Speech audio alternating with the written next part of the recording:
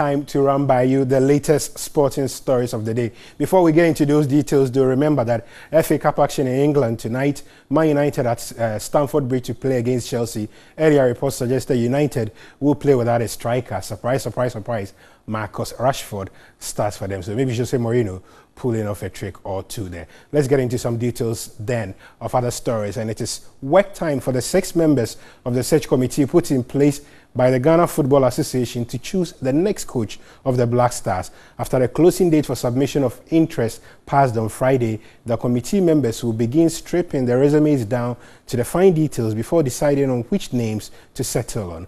Among the names, they will come across former Italy international Fabrizio Ravanelli, ex-Italy and TP Mazembe coach Patrice Cateron, and a veteran of the African game, Claude Lewa. Locals Bashir Hayford and Abdul Razak are also in the race. But some media reports have claimed today that a search committee have already settled on their man, with suggestions that former Black Stars coach Kwesi Appiah is due for a return to the job he left 2 years ago. The GFA insists it has not made a decision, neither has it completed the said process.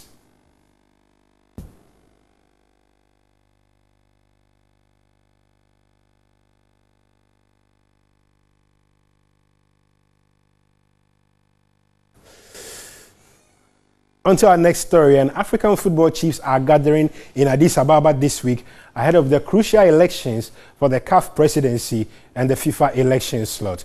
Incumbent Issa Hayatou, who has been CAF president since 1988, is seeking a fresh term with Madagascar's Dr. Ahmed, his challenger. Only twice before has Hayatou run against another candidate.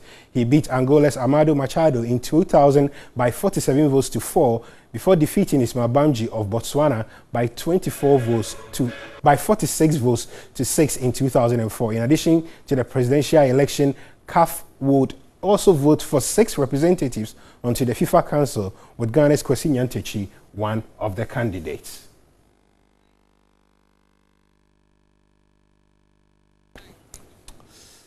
Let's do some boxing news then. In 3 victories in 3 associate world title fights over the weekend suggests all is well and good with Ghana boxing. But is that really the case? Bedu Achampong finds out from 2 of the biggest names in the sport who think there is still a significant way to go for the sport. Boxing has always been keen in Ghana, but it has been stuttering lately. On Saturday night, there was further evidence of that. Richard Comey, Frederick Lawson and Duke Micah all won various titles, with President Nana Akufo-Addo and former President Jerry Rawlings in attendance.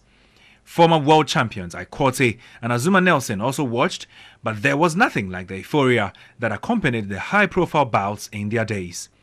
The boxers were up for the various titles, but their exact designation and prestige remains a subject of immense confusion.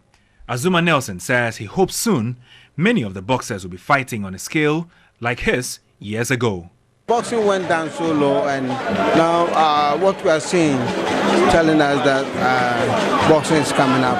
So we all have to help to make boxing #1 again. I want somebody to come and break that record. Then you can see that the nation is going on. A former president of Ghana Boxing Association, Moses Foamoni, believes the path to creating the next Azuma Nelson would be through adequate grassroots level training. We need to expose the youth to, the level of boxing at under 8, under 12 and under 15, and then grow them into the amateur boxing team, and then they can turn professional, because that's where you learn a skill. You can't be a great professional if you have not honed your skills at the amateur level. In the meantime, the likes of Comey, Lawson and Micah would hope the weekend success is the latest step on the path to greatness. 2 quick notes before we go. Africa will have to wait a bit longer to host the Commonwealth Games after the 2022 Games was taken away from Durban in South Africa.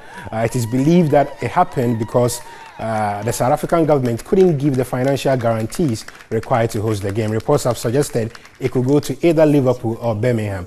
And then a quick note also before we leave. Remember, deputy ministerial appointments due to be made tomorrow. And what we are hearing is that Vincent Odotai-Sowa could become the deputy to the current minister, Mr. Esiama. So Vincent Odotai-Sowa, former CEO of House of Folk, due to return to government as a deputy. That's all the sports for now.